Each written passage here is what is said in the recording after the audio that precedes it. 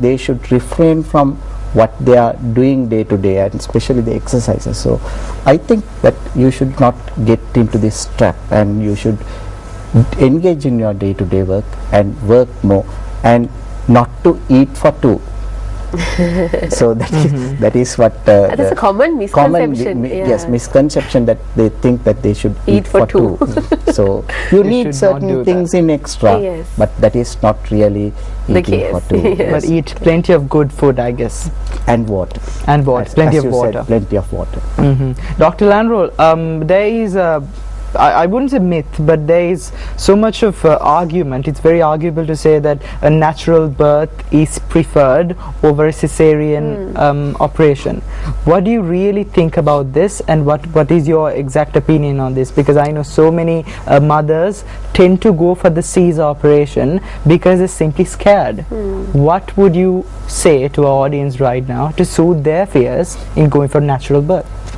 Natural birth means delivery of a baby through her vagina. So this kind of birth is always we advocate, we recommend, because that is the safest things to happen. Cesarean section carries its own risk to the mother, basically to the mother, and for the baby there are less risk, but for the mother it carries a huge risk because it is a major operation. All the risk of major operation carries on the mother. But the normal delivery is always safe, because you can, after the delivery, you can feed the baby quickly and you can get back to your normal routine very quickly. But in the case of cesarean section, it takes 2 to 3 days basically to come over all the problems. But to have a normal delivery, a mother has to be prepared right from the beginning, physically and mentally. Most of the time it is a physical preparation and mental preparation. Most mothers, they do scared because they lack of knowledge about the delivery and what's happening, and there are some horrible experience told by some other people. And those are the things that horrify mother's mind. And other thing is that is why in the first time a woman who deliver a baby first time, it takes at least 8 to 9 hours in the labor room that person has to stay.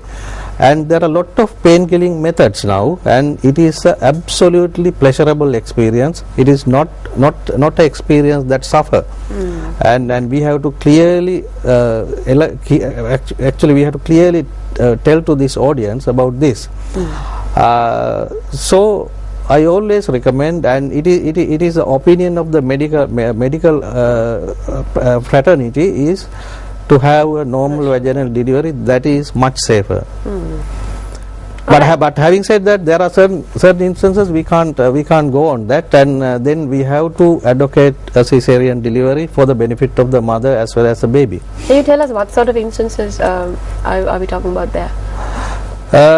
Suddenly we planned for a normal delivery, and then we found baby's heart is going down. In that case, we'll have to do a very urgent delivery, and in that case, cesarean section is the choice. And in some instances, there are, the placenta is covering the baby's passage, so baby can't come out. So in that case, obviously, the cesarean is the choice. And there are a lot of examples like that, and in that case, yes, that we go for that.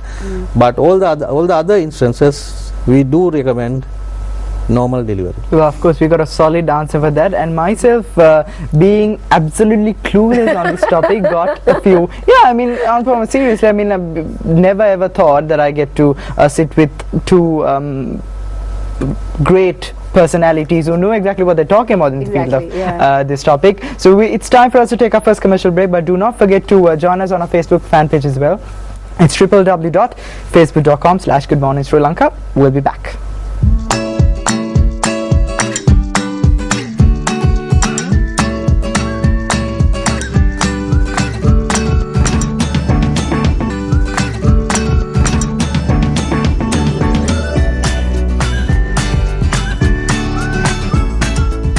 Welcome Welcome back to Good Morning Sri Lanka. We've been talking to two veteran obstetricians. We finally got the word right, yes. Two consultants over here. We are very privileged to have you once again. We should tell you that, doctors. Yes, and we are still talking about pregnancy and the complications of pregnancy and also having faith about pregnancy. I'm not scared anymore, Banu.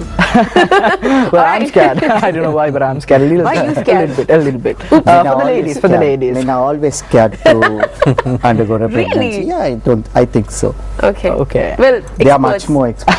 much more anxious than a woman. I mean, maybe because they don't understand the whole system. Exactly. So, Dr. Landro, we touched upon this certain issue, but to go further into it, what sort of strict diet would you, as an opinion former once again, would give to all the people out there for the pregnant mothers? Basically there's a meal plan for pregnancy. For each and every pregnant mother should have a meal plan. It differs, or is it standard? Yeah, that may be differ, because if you are very obese mother, then it differs. It differs, and okay. and if you are a hypertensive, if you are a diabetic, for instances, for diabetic the meal plan is quite different.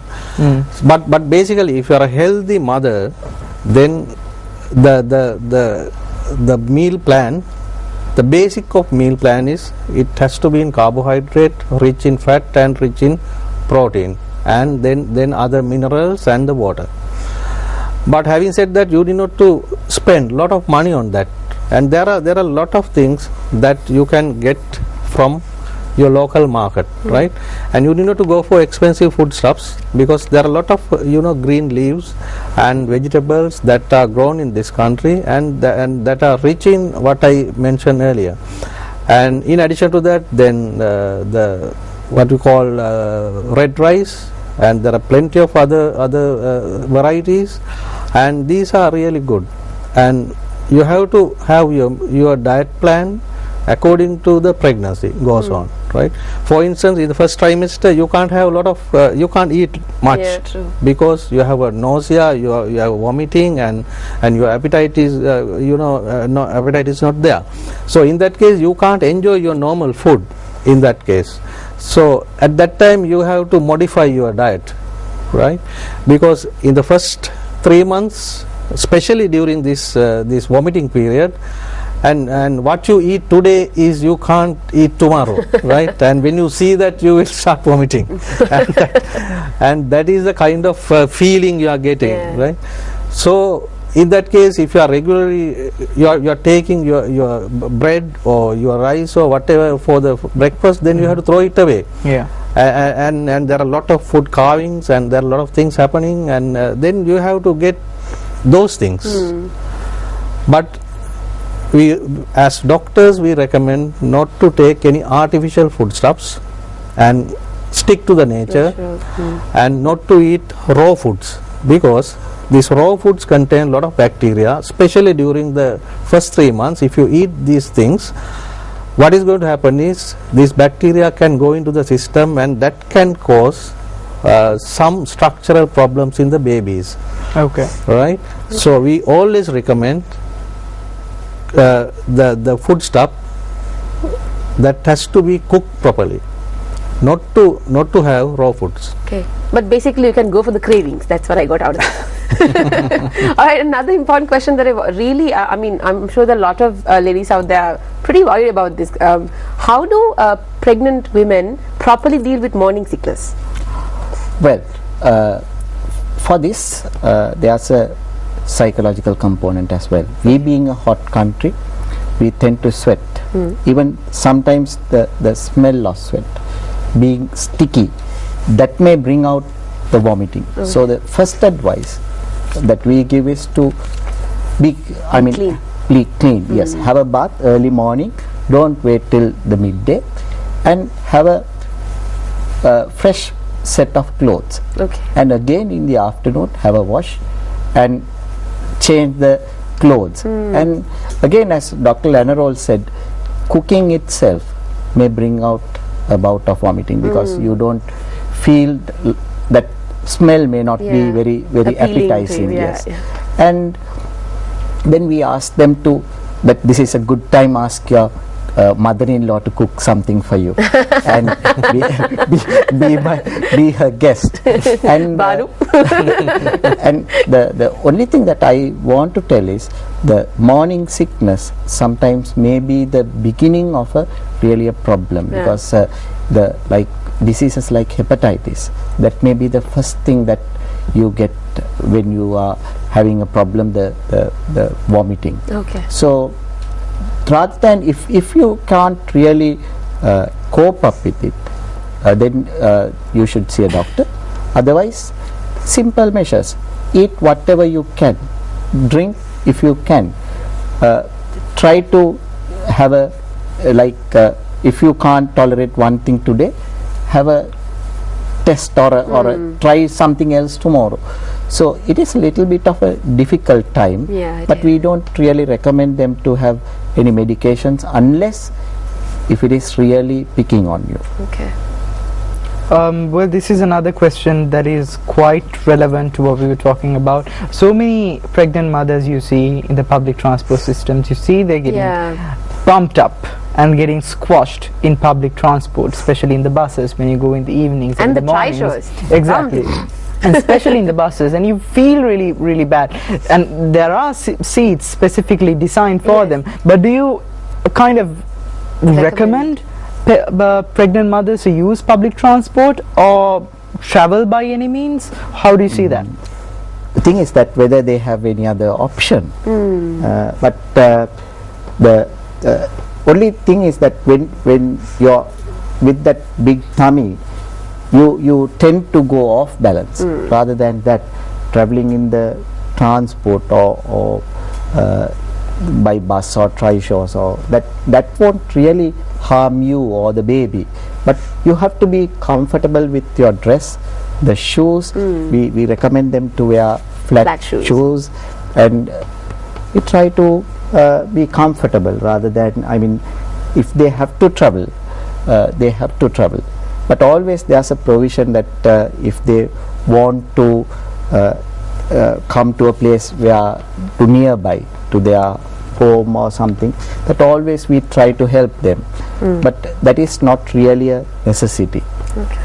And talking about this whole being bumped off and all that, I know that certain pregnant ladies, they experience cramping, and how do they need to worry about it, or is that a normal thing?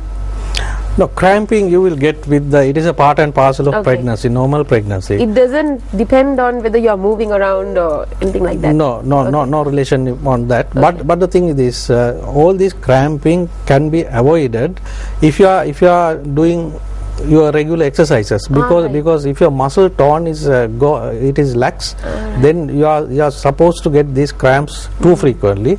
And other thing is there are some dietary lack of some dietary dietary constituents, right?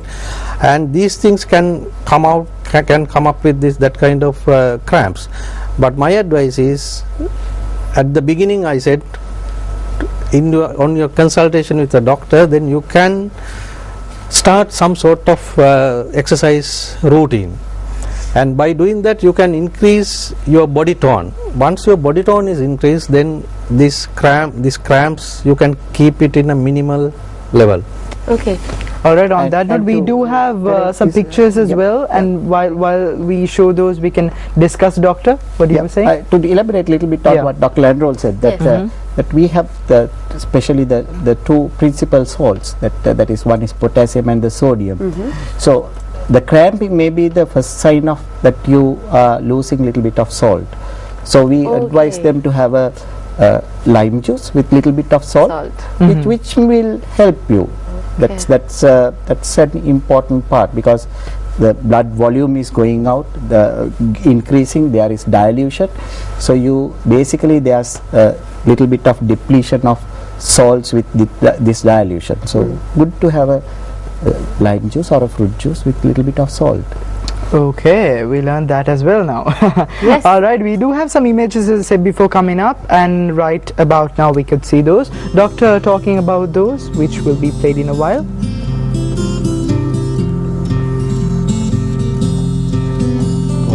Doctor, you can Yep, elaborate. this is how the